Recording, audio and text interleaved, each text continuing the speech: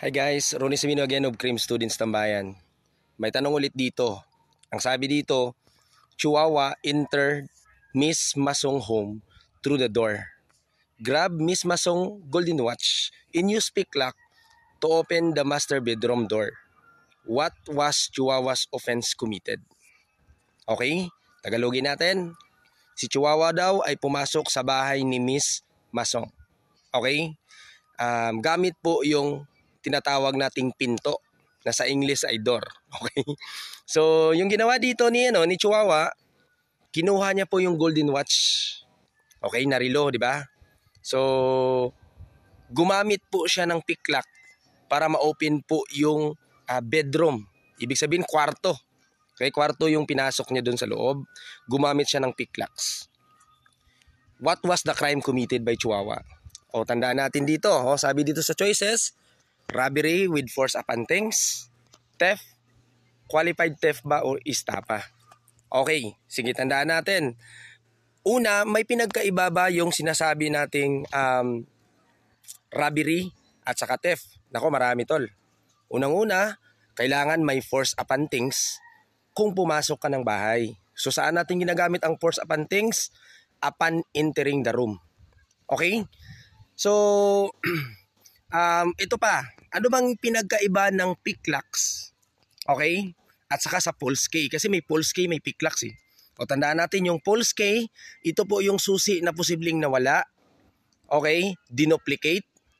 O kaya original na susi na kinuha mo. Okay? Nagagamitin mo para makapasok sa bahay. So kapag pick locks po, at saka pulse key yung ginamit mo sa pagpasok ng bahay, kahit wala pong force upon things, automatic ang kaso doon, robbery. Pero dito kasi yung pick locks, hindi niya naman ginamit sa pagpasok ng bahay. Okay, saan niya ito ginamit? Sa kwarto. So, robbery ba ang kaso dito o theft? O, ang sagot po dito ay theft. Okay, so bravo po yung sagot dyan.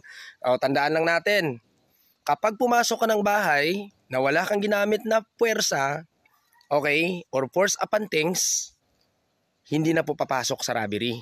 Okay, yun yung simple explanation doon ha.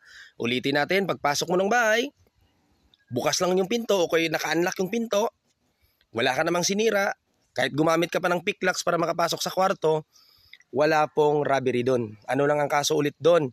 Theft lang, mga future criminologists. Ano naman itong qualified theft? Kadalasan nakakasuhan dito mga future criminologists ang mga sinasabi nating katulong. Kaya kasi inaabuso nila yung sinasabi nating abuse of confidence kasi. Kaya magiging qualified theft.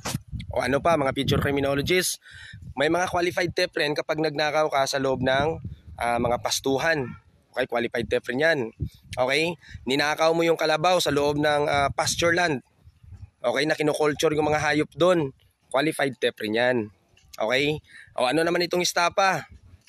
Tandaan natin sa stapa, panluloko. Okay, meron kayong pinirmahan na written agreement, hindi mo sinunod. Kaya istapa yon. So, in this scenario, mga future criminologists, okay, base sa aking pagkakaintindi, base sa mga nakita ko, ang sagot dito ay theft. Maraming salamat po at kung may naintindihan kayo, mag-follow kayo for more.